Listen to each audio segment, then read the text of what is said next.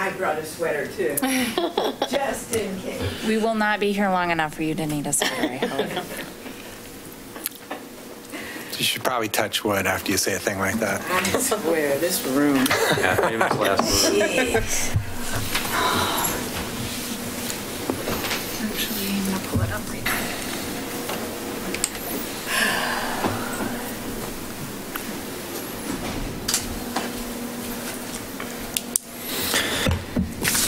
All right, are we ready? All right, I hereby call this special session of the Milwaukee City Council to order.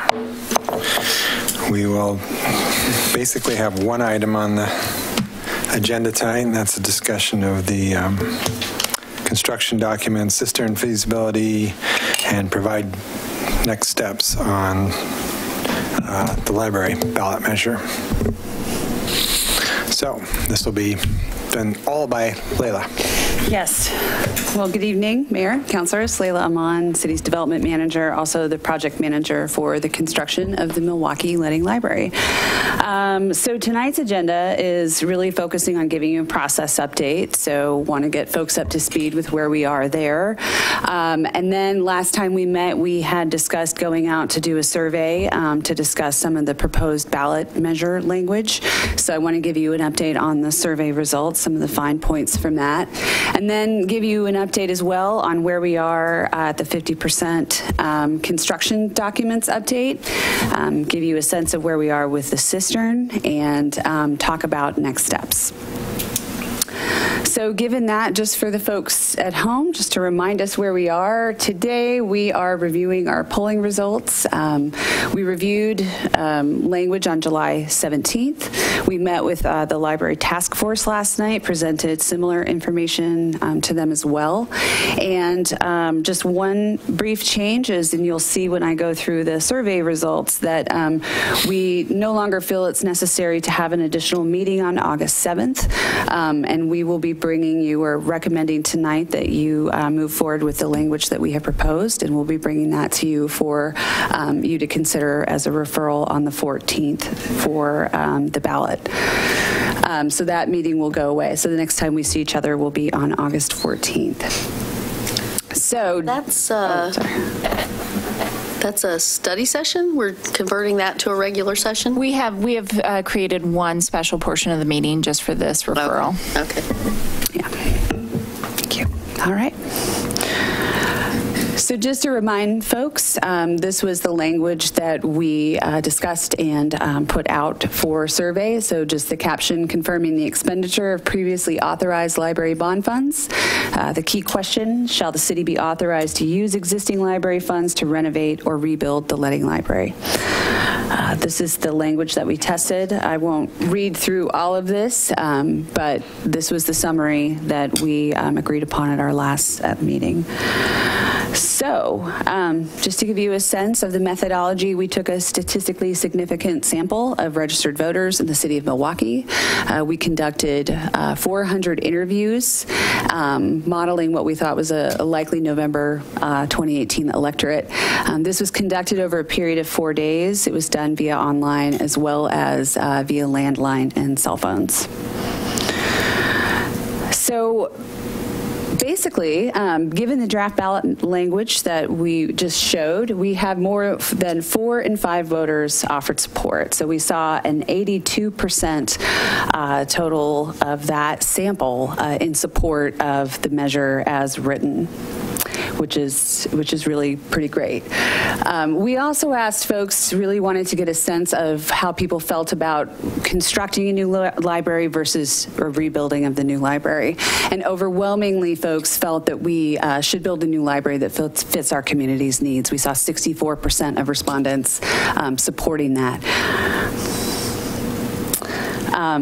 And just to kind of put a finer point on it, in terms of the demographics, support across the age and gender line is very consistently in support, although we did see stronger support among women and younger voters. But generally speaking, folks, regardless of their age or gender, were very supportive of building a new library. And then we also saw the same is true relative to party affiliation and tenure, so homeowners versus renters. Again, across the board, support for this measure as proposed. So the conclusions are that we really feel that the survey results show strong support for using the existing funds for a new library.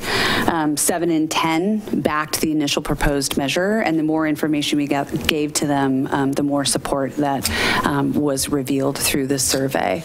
And we saw that it cuts across really every major subgroup that there was. So we find these, I think, affirming enough that we are recommending to you tonight to move forward with the ballot language as proposed.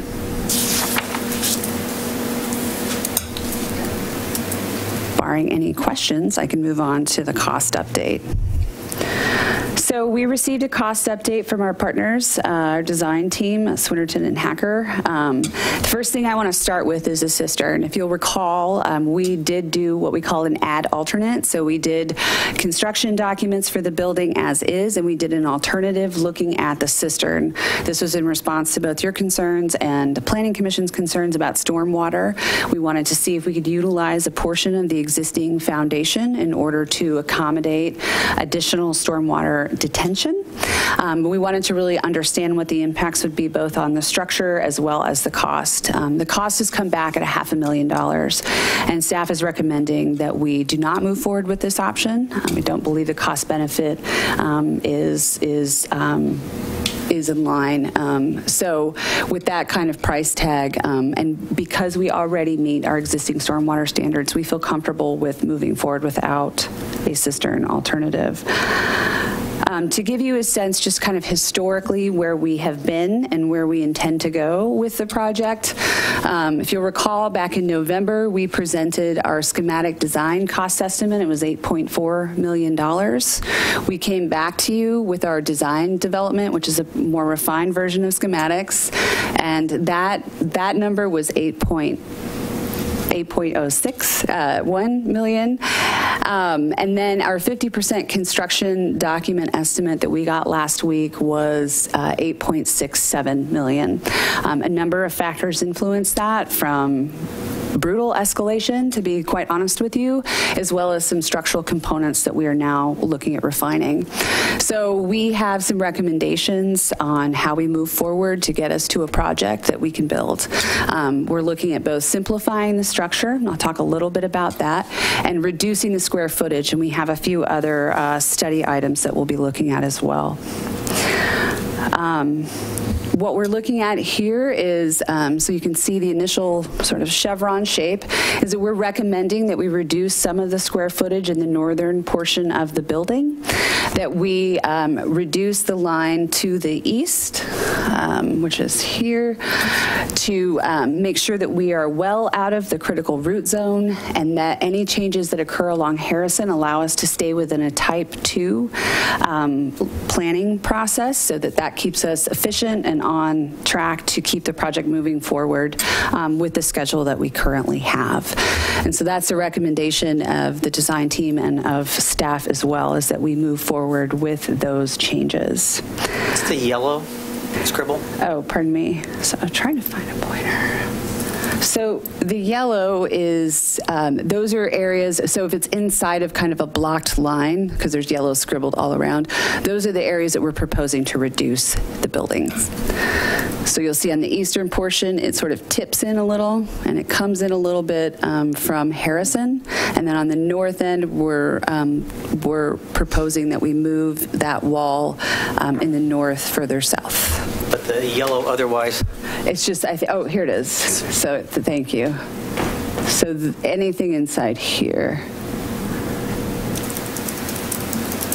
So that would be a reduction. This yellow line, Counselor, is just, I think, for artistic sensibility. I'm not sure. That yellow line, what? I'm sorry.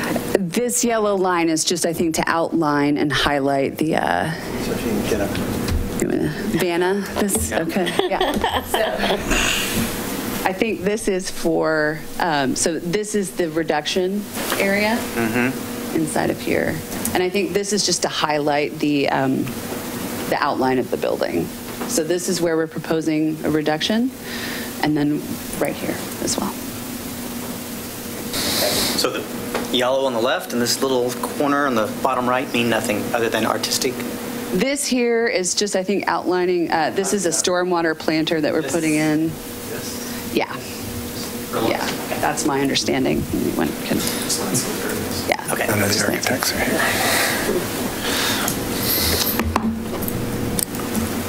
So with that, the staff is recommending that we remove the cistern and we move forward with the proposed design amendments as I've described, and that you approve language for us to come back to you with a resolution on August 14th to refer to the ballot on August 15th.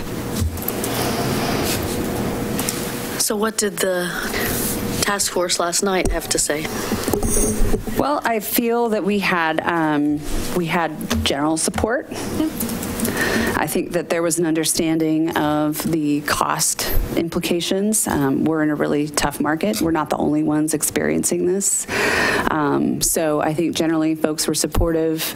The changes that we proposed in the square footage reductions, I think, were consistent with the needs of the library, and I didn't feel that we got any pushback.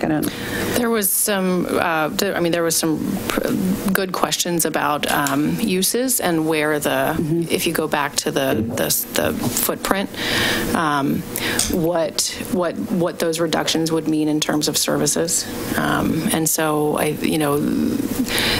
the idea is that the reduction will really come mostly at the cost of that sort of central where the desk is, and that we won't be losing. The fear, I think, was because that's where the children's library is located, that the cuts would be made at the expense of children's and teen spaces, and that's not the case. So we had some discussion about that, and the task force was assured that that's not what those reductions would mean. We also talked, the questions were namely around staging of the mod space. We aren't talking about that tonight. We're still waiting to get some additional information from PGE. But there was some discussion. Part of what we're running into is the existing building has some issues. We've been very clear about those issues. We have had HVAC problems. The HVAC has broken down a couple of times since we started this process. We've had toilets backing up. We actually had an employee trapped in an elevator. The building is falling apart. So there is a discussion about at what point do we need to move people out of the building one way or the other. And so we talked some about that. We don't have a great presentation for you tonight around it, but the short answer is the building has some significant problems, and I'm not sure I can keep staff in it if it looks like, well, either way, we're going to be redoing something. So I'm more than likely going to be pulling them out sooner rather than later, but we'll talk about that before we proceed. So before the election, you're saying? It's possible. The HVAC system, when it went down this last time, it was in one of the hottest times of the year. I can't keep people sitting in a building where that's happening, and it goes down for a couple days. We lost several days to cleanups where we actually had to shut down the building, and it meant that the patrons weren't able to get in with no real benefit to the community. So we're trying to figure out what that right moment in time is, but knowing that based on these numbers, but also based on the fact that even if the ballot didn't pass and even if we didn't get a positive ruling, we would be using $9.2 million to improve the building. We're probably going to recommend that you move people out sooner rather than later. I'll have a date once I've talked to PGE. I'm just not quite there yet. They have to install the electrical to get to the mod. So until we know when that happens, I just can't give you a date.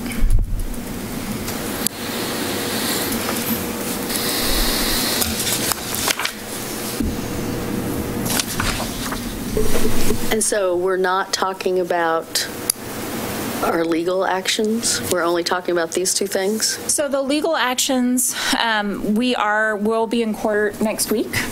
And nothing's really changed on that front right now. It looks like we will be, Tim can represent sort of what that looks like, but in general, we're about ready. I mean, we had a couple pieces we needed to work on today. Yeah, the procedural status is that both sides have filed initial trial memorandum, and we have until Friday to file an additional memorandum, which we will file, and we're working with staff on now. So even if everything went gangbusters next week and we got the judge to issue a ruling quickly, the appeal time still runs, right? So Well, that would be an executive session matter, I think. I would recommend that you have a conversation offline. Okay. But we do have some solutions. And we can talk to you about those individually. Okay.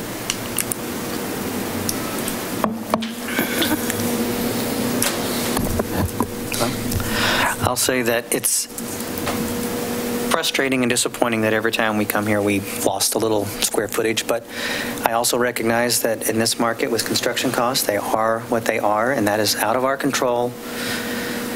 So it's one of those, I think you have to still move forward, and I don't know what the other option is. There isn't one. So it seems like it's foregone to me. Again, frustrating, disappointing for all of us. But Yeah, I was hoping someone on that task force had $1 million in their pocket. They were going to pull out and write a check.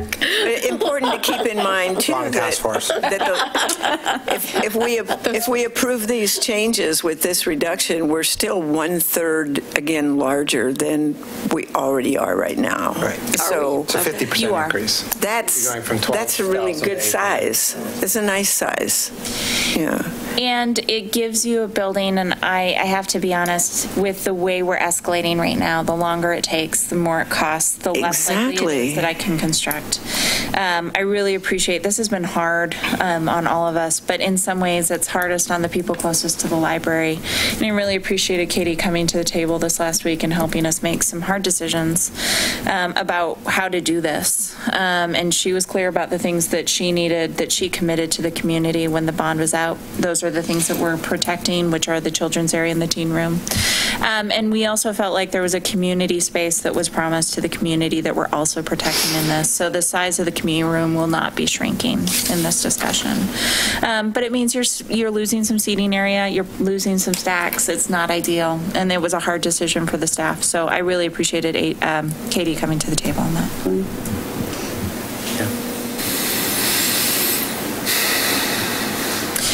We are, so just so everybody knows, I actually do need a few votes. The votes are general direction to Tim that you're comfortable with the language so that we can proceed in getting that ready for a resolution for the 14th meeting. The second one is that I need the cistern officially removed. We've talked about it, but it is a very large ticket item. We talked about it in public. I'd like for you guys to make a statement that says we're removing it from the project. So these should be two separate That would be great, motions. please. And do you have language on either of those prepared? Well, it's funny because Scott said, Ann, do you have language on either of those prepared? And I said, really, I just need somebody to say, hey, I think that we're probably over. Couldn't we and just should say- right, I you can move really that we leave it. remove the cistern from the construction document design. And, Yeah. well, what about, and Well, the, I thought we just said we were Wanted it- Yeah, we're doing going to those do them separately. say again? That's perfect. Two issues. I So thought it's we two said we were doing motions. this separately. Right, but the other one is the language. Yeah. there's the That's a second motion. That's a second footage motion. loss. Did she say the proposed design No, amendments? I didn't hear because that. we Yes. decided those were going to be, I thought we decided that was a separate issue. The design amendment? Sure. She said the cistern. The cistern and the design amendments, I thought were one. All I'm asking is if you would separate them. Let's do No? 3 votes. The first vote is going to be on the cistern. Okay. Counselor Falconer's Yeah, moved. I thought those were the Second. two different ones. I'm Councilor fine. Falconer's motion Yeah. to remove the cistern. It's been moved and seconded to remove the cistern from the design plans. Is there any further discussion? No. All those in favor? Aye. Aye. Opposed? None heard. That passes unanimously. I move to approve the language for the November ballot measure. I second. Has been moved and seconded to approve the language for the November ballot measure. Is there any further discussion on that? No.